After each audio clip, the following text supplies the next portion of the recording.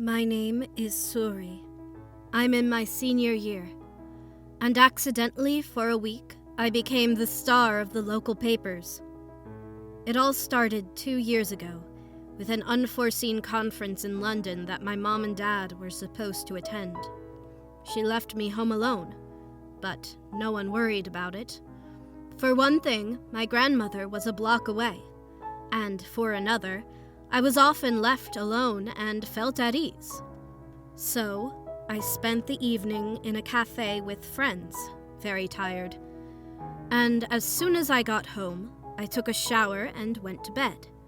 It was almost midnight. I fell right into a deep sleep.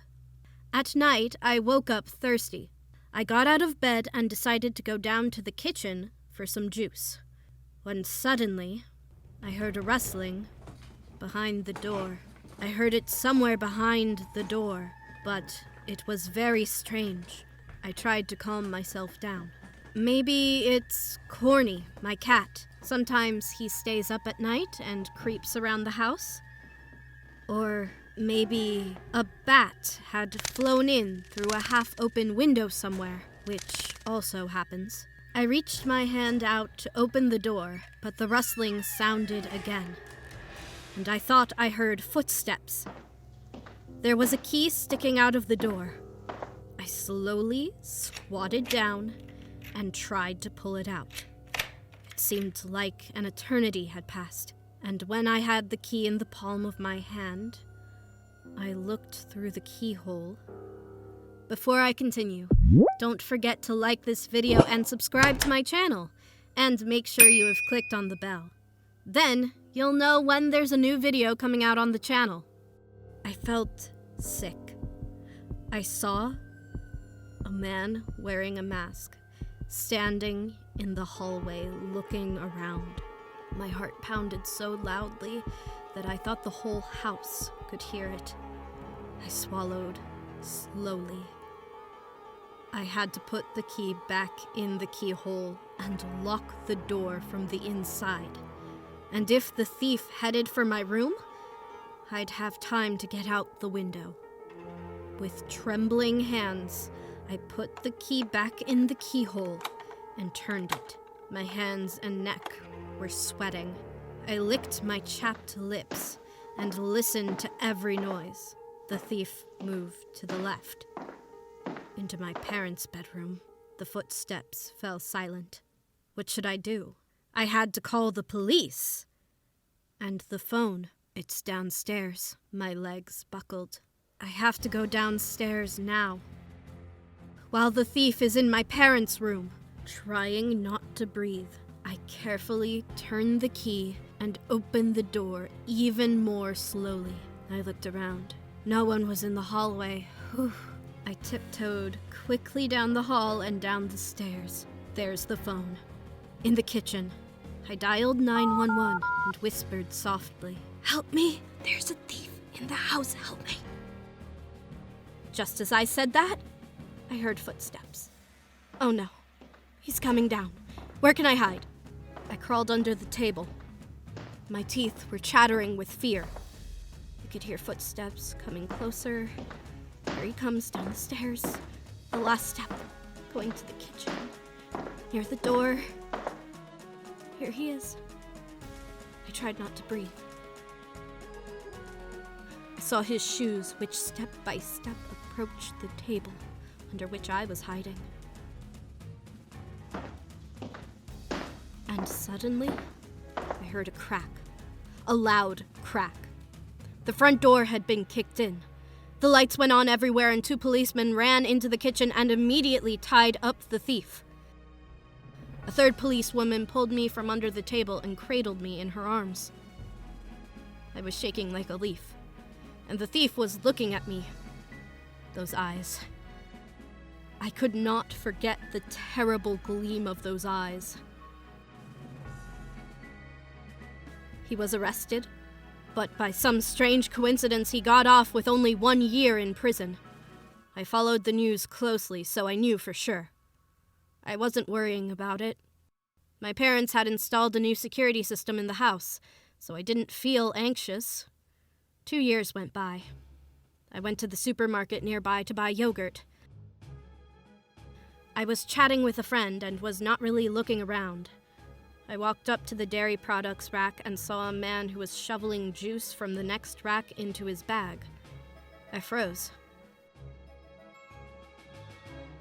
I recognized him. Those eyes. He looked at me and smirked, but I wasn't confused. I took a big bottle of milk and threw it at him. I hit him, and then I screamed at the top of my lungs at the whole store, "Thief! Juice rack! Help!" Security reacted instantly. They tied him up, they called the police, and I was interviewed by several local newspapers. And only now I realized that I could really sleep in peace. The thief is behind bars for a long time. I did the right thing. And what would you have done? Tell me. I'm very curious. Hey, I'm Susie, and it looks like I did something very stupid. I wanted to prank my best friend Sandra, but everything went wrong. Let me tell you the story from the beginning. It all happened before the prom. Sandra was into one guy from our school. I decided to play a trick on him and send him a fake love note from her. I wrote in the note, like, she wanted to talk to him for a long time already, and she wants to go to the prom with him. Yes, I know that the prank is cruel, but Sandra and I have been good friends for a long time, and I was sure that later we would just laugh about it. And in class, while Sandra went to the bathroom, I reached into her bag and took out her phone. Just as I was about to send a fake message on her behalf, she received a real one. From a guy whose name is Donnie. The text looked suspicious.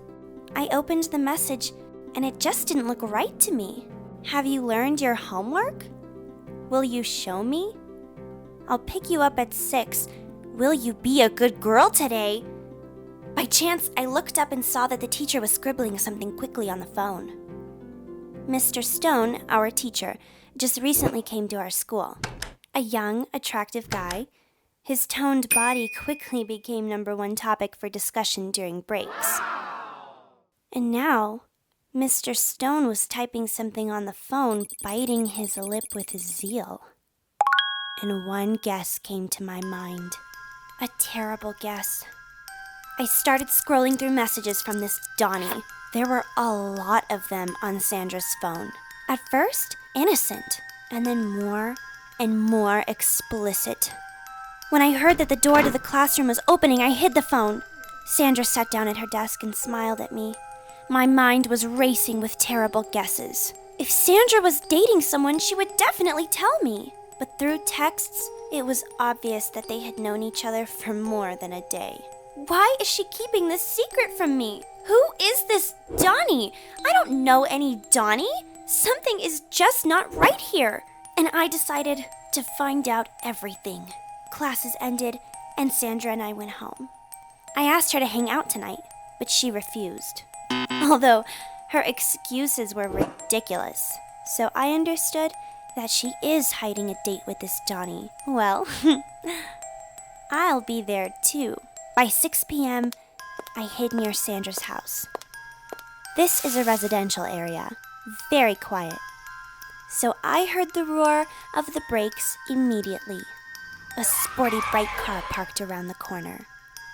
And I noticed Sandra coming to the car in an open, tight dress with bright, defiant makeup. She hurried to the car. The windows were tinted, but it didn't matter. I knew who was driving. It was our new teacher, Mr. Stone, and it looks like he didn't just own a toned body, but also a fashionable sports car. Sandra jumped into his car. At that moment, a passing car turned on its headlights, and I saw Sandra making out with our teacher, Stone! All doubts disappeared. My best friend is having an affair with a teacher. I couldn't sleep in the evening. How? How could a teacher do this? It's forbidden. Teachers who allow themselves to have relationships with students are going to jail. I'm sure both Mr. Stone and Sandra were aware about that. What should I do? I couldn't sleep that night and decided to discuss this with the school psychologist, Mrs. Grace. We've been friends for a long time, so I trusted her. I wanted to consult with her, but first asked that this remain between us. After describing everything to her, I saw how flustered Mrs. Grace became.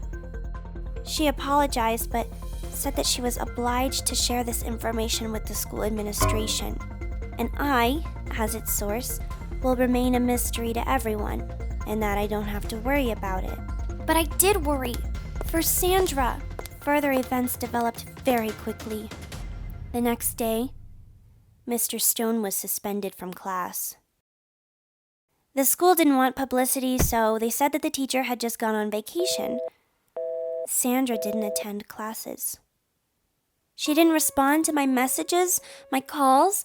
I couldn't find my place. Unable to stand it, I came to her to talk frankly. Sandra was scary to look at. She was pale. Her cheeks were sunken. She was constantly crying and did not leave the room. And she confessed everything to me. She admitted that she was in love with Stone and could not imagine a life without him. And that he loves her too, and that they were very careful. I don't understand. Who betrayed us? And now he's facing jail. I didn't know what to say to Sandra. I felt like I had betrayed her. I hurt her without wanting to. She thanked me for not judging her, but that didn't make it any easier for me. Soon, Mr. Stone will be on trial. Sandra and I call each other every day and chat for long hours. Well, as we chat, I listen to her. She doesn't go to school, and I have a huge feeling of guilt. I'm so sorry, Sandra, and I don't know what to do. How do I help her? Advise me, please, how to act in such a situation. Confess to her that it was me who told about them, or keep it silent? I really look forward to your advice. Please write in the comments and don't forget to subscribe to the channel and press the like button.